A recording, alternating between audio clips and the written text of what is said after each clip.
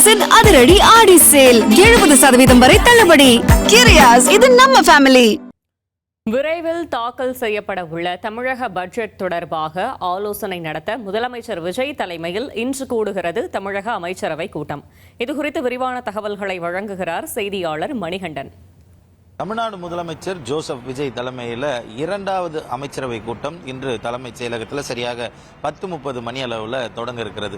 இந்த அமைச்சரவை கூட்டத்தை பொறுத்தவரையில் விரைவில், அதாவது ஆகஸ்ட் மாத துவக்கத்திலோ அல்லது ஜூலை மாத இறுதியிலோ தமிழ்நாடு அரசுடைய 2026-27 ஆண்டுக்கான முழு பட்ஜெட் நிதிநிலை அறிக்கையை அரசு தாக்கல் செய்ய இருக்கிறது. தமிழக வெற்றிக் கழக அரசு அமைந்ததற்கு பிறகாக அதற்கு முன்பாக தாக்கல் செய்யப்பட்ட இன்டரிம் பட்ஜெட்டுக்கு பதில் முழு பட்ஜெட்டை தாக்கல் செய்யப்பட வேண்டியதற்கு அது இந்த மாத இறுதியில் அல்லது அடுத்த மாத துவக்கத்தில் தாக்கல் செய்யப்படும் என எதிர்பார்க்கப்படக்கூடிய சூழலில் பட்ஜெட்டில் பேசக்கூடிய விஷயங்கள், கொண்டு வரப்படக்கூடிய பொருள்கள் குறித்து, விவாதங்கள் குறித்து ஒப்புதல் பெறுவதற்கு இந்த அமைச்சரவை கூட்டம் முக்கியத்துவம் பெறுகிறது. அது மட்டுமல்ல, புதிய தொழில் முதலீடுகள், வேலைவாய்ப்புகளை உருவாக்கும் திட்டங்களுக்கும் அமைச்சரவை ஒப்புதல், கேபினெட் அப்ரூவல் என்பது முக்கியம். அதன் காரணமாகவும் இந்த அமைச்சரவை கூட்டத்தில் இது தொடர்பான முன்னெடுப்புகளும் அதே போல ஒப்புதல்களும் பெறுவதற்கான வாய்ப்புகள் அதிகப்படியாக இருக்கிறது.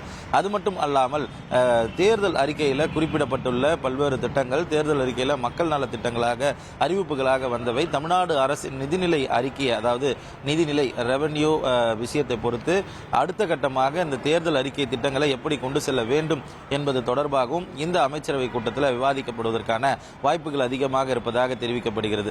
முதல் அமைச்சரவை கூட்டம் கடந்த ஜூன் 5ஆம் தேதி தமிழ்நாடு முதலமைச்சர் தலைமையில் நடைபெற்றிருக்கக்கூடிய நிலையில் வெற்றி தமிழகம் என்ற தொலைநோக்கு திட்டத்தின் கீழ் 436 திட்டங்கள் அறிவித்து துறை ரீதியிலான பல்வேறு முன்னெடுப்புகளை எடுக்க சொல்லி துறை அமைச்சர்களுக்கும் அதிகாரிகளுக்கும் முதலமைச்சர் உத்தரவிட்டிருந்தார்.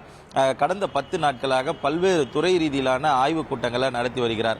அந்த ஆய்வுக் கூட்டங்கள் அடிப்படையில் அரசுடைய கொள்கை முடிவுகள் எடுக்கப்பட்டு அதற்கான ஒப்புதலும் இந்த அமைச்சரவை கூட்டத்தில் எடுக்கப்படுவதற்கான, அளிக்கப்படுவதற்கான வாய்ப்புகள் இருப்பதாகவே தலைமைச் செயலக வட்டாரங்கள் தெரிவிக்கிறது. இந்த நிலையில் பட்ஜெட் கூட்டத்தொடர் தொடர்பாகவும் புதிய தொழில் முதலீடுகள், வேலைவாய்ப்பு உருவாக்கும் திறன்கள், தேர்தல் அறிக்கை அறிவிப்புகள் தொடர்பாக இந்த கூட்டத்தில் அறிவிப்புகள் வெளியாகவும் ஒப்புதல் பெறப்படுவதற்கான வாய்ப்புகள் இருப்பதாகவே அறிகிறோம். கிரியாஸின் அதிரடி ஆடி சேல் 70% வரை தள்ளுபடி. கிரியாஸ், இது நம்ம ஃபேமிலி.